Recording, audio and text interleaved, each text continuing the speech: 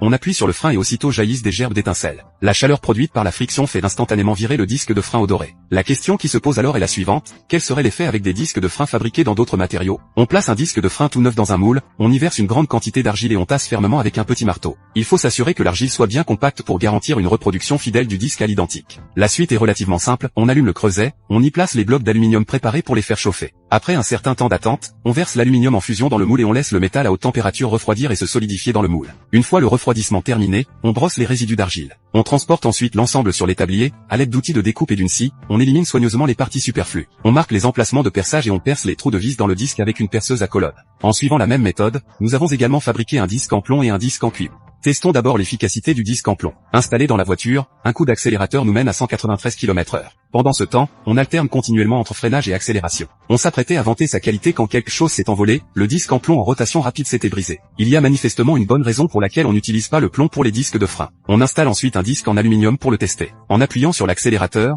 au début rien ne semble anormal, mais en moins de 10 secondes, les bords du disque d'aluminium commencent à projeter massivement des débris. À l'instant où l'étrier de frein serre le disque, celui-ci reste bien fixé, mais le roulement, lui, ne s'arrête pas et creuse directement un gros trou dans le disque. Le disque en cuivre, en revanche, s'avère bien plus fiable. Après maintes épreuves, son aspect n'a pratiquement pas changé, tout au plus devient-il rouge incandescent. Quand on freine à pleine vitesse, il projette également de nombreuses étincelles. Il faut savoir que cela ne diffère en rien d'un disque de frein ordinaire. Rouge vif, il est même plutôt joli à regarder.